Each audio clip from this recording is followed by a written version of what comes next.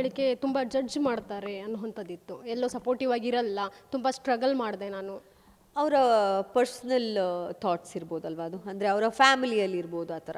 ಇವಾಗ ಇಡೀ ಸಮುದಾಯ ಅಂತ ನಾವು ತಗೊಳ್ಳೋದು ಬೇಡ. ಅವರ ಫ್ಯಾಮಿಲಿಯಲ್ಲಿ ಯಾರೋ ಅವರನ್ನು ರೆಸ್ಟ್ರಿಕ್ಟ್ ಮಾಡಿರ್ಬೋದು, ಅವರ ಅಜ್ಜಿ ತಾತ ರೆಸ್ಟ್ರಿಕ್ಟ್ ಮಾಡಿರ್ಬೋದು, ಇಲ್ಲ ಅವರ ತಂದೆ ತಾಯಿಯಲ್ಲಿ ಯಾರಾದರೂ ಒಬ್ಬರು ಪೇರೆಂಟ್ ಅವ್ರನ್ನ ರೆಸ್ಟ್ರಿಕ್ಟ್ ಮಾಡಿರ್ಬೋದು. ಬಟ್ ಜನರಲಿ ನಮ್ಮ ಕೊಡುವ ಸಮುದಾಯದಲ್ಲಿ ನೀನು ಗಂಡು, ನೀನು ಮುಂದೆ ಹೋಗು, ನೀನು ಹೆಣ್ಮಗು, ನೀನು ಮನೇಲಿ ಕೂತ್ಕೊಳ್ಳೋ ಅಂತ ಹೇಳೋದೇ ಇಲ್ಲ.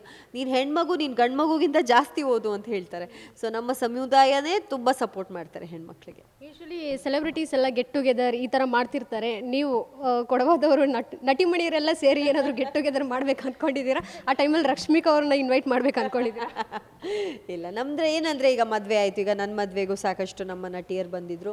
ಆ ಥರ ಸಮಾರಂಭಗಳಲ್ಲಿ ಇವಾಗ ಯಾವುದಾದ್ರೂ ಒಂದು ಈ ಥರ ಫಂಕ್ಷನ್ಗಳಿದ್ದಾಗ ಅದಕ್ಕೆ ಎಲ್ಲರೂ ಸೇರ್ತೀವಿ ಅಷ್ಟೇ.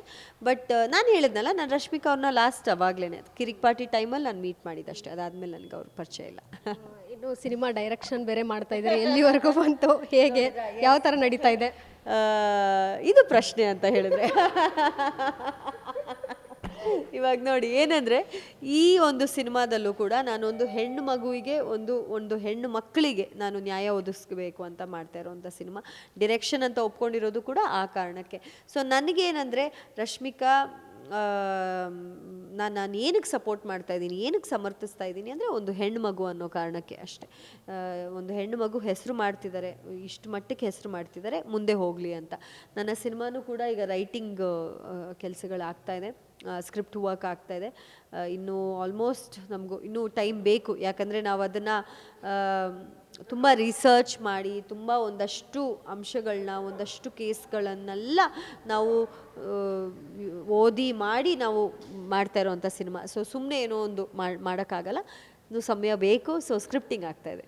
ಹೀರೋಯಿನ್ ಆಗಿ ನಾವು ನಿಮ್ಮನ್ನು ನೋಡಿದ್ದೀವಿ, ಆದರೆ ಡೈರೆಕ್ಷನ್ ಕ್ಯಾಪ್ ಹಾಕಿದಾಗ ಹರ್ಷಿಕಾ ಅವರು ರೋಲ್, ಕ್ಯಾಮ್ರಾ, ಆ್ಯಕ್ಷನ್ ಹೇಗೆ ಹೇಳ್ತಾರೆ, ಕಟ್ ಹೇಗೆ ಹೇಳ್ತಾರೆ ಅನ್ನುವಂಥ ಕ್ಯೂರಿಯಾಸಿಟಿ ಇದೆ. ಆ ಕ್ಯೂರಿಯಾಸಿಟಿ ನನಗೂ ಇದೆ. ಯಾಕಂದರೆ ಇನ್ನೂ ಶೂಟ್ ಶುರು ಆಗಿಲ್ಲ, ಸ್ಕ್ರಿಪ್ಟ್ ವರ್ಕ್ ಆಗ್ತಿದೆ ಅಲ್ವಾ, ಇನ್ನೂ ಒಂದು 3-4 ತಿಂಗಳು ಕೆಲಸ ಇದೆ. ಸೊ ಇನ್ನೂ ಜಾಸ್ತಿನೇ ಬೇಕು ಅನಿಸುತ್ತೆ. But I am excited. ಈಗೇನಂದರೆ ಒಬ್ಬ ಹೆಣ್ಣು ಆಗಿ ಸಿನಿಮಾ ನಟಿ ಆಗಾಯಿತು, ಒಂದು ಮಗಳಾಗಾಯಿತು, ನನ್ನ ಒಂದು ರೋಲ್ಸ್ ಹೇಳ್ತಾ ಇದ್ದೀನಿ.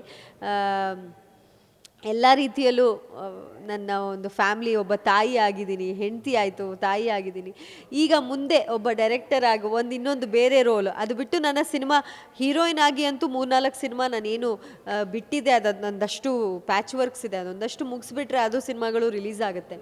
ಇನ್ನೊಂದು 2 ಹೊಸ ಸಿನಿಮಾ ಕೂಡ ಇದೆ, ಅದು ಸೈನ್ ಮಾಡಿದ್ದೀನಿ. ಅದು ಕೂಡ ಶೂಟಿಂಗ್ ಇನ್ನೇನು ಸಣ್ಣ ಆಗಿದ್ದೀನಿ ಇನ್ನೊಂದು ಸ್ವಲ್ಪ ಸಣ್ಣ ಆಗಬೇಕಷ್ಟೇ. So I will be back. So ಅದ್ರ ಜೊತೆಗೆ ಡೈರೆಕ್ಷನ್ ಕೂಡ ಮಾಡ್ತಾಯಿದ್ದೀನಿ. ಲೈಫಲ್ಲಿ ಅದೇ ಅಲ್ವಾ, ಒಂದು ಲೈಫ್ ಎಷ್ಟು ರೋಲ್ಸ್ ತೊಗೊಳಕ್ಕಾಗುತ್ತೆ ಅಷ್ಟು ರೋಲ್ಸ್ ತೊಗೊಂಡು ಮುಂದೆ ಹೋಗ್ತಾ ಇರೋದಷ್ಟೇ.